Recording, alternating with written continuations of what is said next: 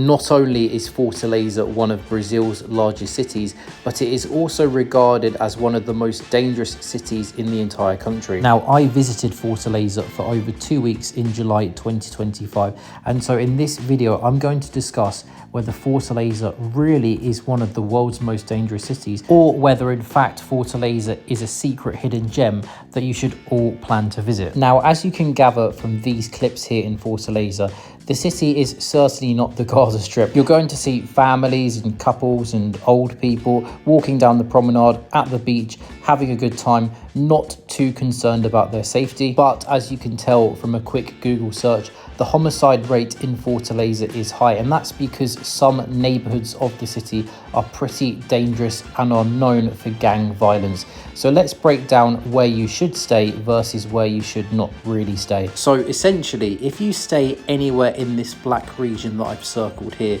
you're probably going to be okay. This is the most desirable part of the city, especially if you stay as close as possible to the beach along the Avenida Beira-Mar that I've highlighted here. This is the promenade that you've seen earlier in the video in the clip. And especially if you come here on a Friday, Saturday or Sunday evening, it is a really nice vibe. The promenade is full of street food and drinks vendors. You've got some beach bars there too. All of these bars and all of these food vendors will all accept credit card payment too. Personally, I felt very safe in this part of the city. And even when it gets dark around 6 p.m, 7 p.m, 8 p.m, you're still going to see families out and about, people going to the ice cream parlors there. It really does not feel too dangerous at all, in my opinion. Now, the specific neighborhood that Beira-Mar is located in is called Meireles, and this is the most touristy, most desirable part of the city. But of course, that does mean it is the most expensive part of the city. So if you want to stay a few blocks away from the beach, you will have to pay premium prices. If that is outside of your budget, I would recommend trying to stay somewhere near the east of Meireles. This box that I've highlighted on the screen here has a really nice cluster of restaurants, cafes, international food options, and some really good bars too. It can get quite busy and noisy at the weekends, so if you want somewhere quiet, maybe don't stay here. But if you are looking for nearby entertainment options, stay near that box. I think that would be a good idea. Now, personally, I actually did not stay in Meireles. It was actually a little bit outside of my budget. So I stayed in an area of the city called Aldeota, as you can see on the screen here. Now, Aldeota is directly south of Meireles, and there are just less entertainment options here, less restaurants and bars. It is more residential. I mean, this clip on the screen here is kind of what your average street in Aldeota looks like. You're kind of a little bit far from the action. You will have to take Ubers to get to the Beira-Mar promenade, or walk about 25 to 30 minutes. But personally, having stayed in Aldeota myself, I did not feel particularly unsafe here, to be honest. This on the screen here is the supermarket where I was shopping at, and I was staying about a 5 to 10 minute walk away from the supermarket, and I was regularly walking to and from the supermarket during the daytime when it was light outside, and also around 6, 7, 8 p.m. when it's dark in Fortaleza, and I did not feel scared at all. I did not feel that someone was going to steal my shopping and put a gun to my head and steal my wallet. But Aldeota is not quite as developed as Meireles, so don't expect pedestrian crossings and green men and red men when you cross every street there. You may see some rubbish bins and litter on some of the streets there, but as I said, I don't think Aldeota is that dangerous. I even walked from the Beira-Mar promenade around 6 p.m, and again 6 p.m. in Fortaleza, it is dark by then. I was walking from 6 p.m. in Beira-Mar to my apartment, 25 minutes away, and I did not feel scared to do so. Now, do comment below if you think I'm crazy for doing that, but to be honest, after traveling to over 40 countries, I think I've got a pretty decent ability to tell if a neighborhood is sketchy or not. And my assessment is that neither Meireles nor Aldeota are particularly sketchy. However, one part of the city that I did go to that I did think was quite sketchy is the historic centre of Fortaleza, Centro. So there are a couple of reasons why you may want to go to Centro. So you have the cathedral there, which, as you can see on the screen here, is okay. It's just a European style cathedral. You also have the central market there. Now, if you've been to Belo Horizonte in the state of Minas Gerais in Brazil, The central market in Belo Horizonte is so much better than this one in Fortaleza. This one in Fortaleza is rubbish in comparison, at least if you're a foodie like me. I personally don't go to markets to look at random pieces of metal or random pieces of fabric, but regardless, Centro is just a very ugly part of the city. Rundown streets, rubbish everywhere,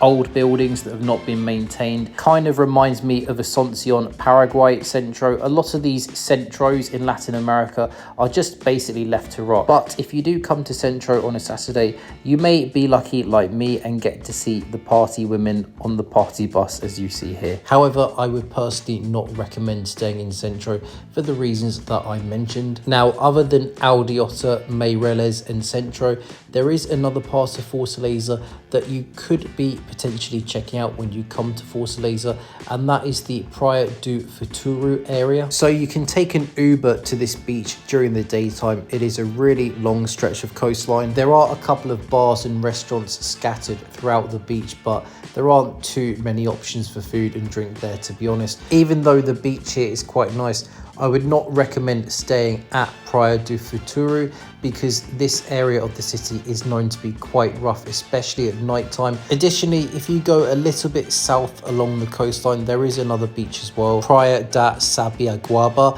and I did go here. It is a nice little beach, though a little bit overcrowded, to be honest. Again, this is not a neighborhood that you would stay in. You're quite far away from all of the action, and it's a little bit on the rougher side around here too. The other place of interest that you could think about going as well, especially if you have kids or if you're out with your friends, you could go to the beach park Fortaleza. This is a big water park. Likewise, this is a day out rather than a neighborhood that you would actually stay in. So to answer the question, is Fortaleza safe to visit or is it really dangerous? Like with many major cities in Brazil and in South America, it depends. If you stay in Meireles, Aldeota, you should be okay. If you stay elsewhere, yeah, you need to maybe take a bit of care. Certainly use the Uber application on your phone to get between different neighborhoods for your safety, especially if you're traveling at night. Now, to answer my second question, is Fortaleza a secret hidden gem destination that you should visit? I think it really depends on who you are and what you are looking for. If you're looking to move to a city in Brazil to base yourself for 1 or 2 or 3 months and you want to be by the beach, you want to have good tropical weather, access to nice restaurants, nice bars, nice shopping malls, access to nearby beach villages and beach towns, and perhaps if you're looking for a city with a cheaper cost of living than places like Rio and Sao Paulo, then Fortaleza is somewhere that you could consider. I do think the beaches in the city of Fortaleza are some of the best urban beaches in the country. But if you're coming to Brazil for a 3-month itinerary and you want to see the highlights of the country and you want that stereotypical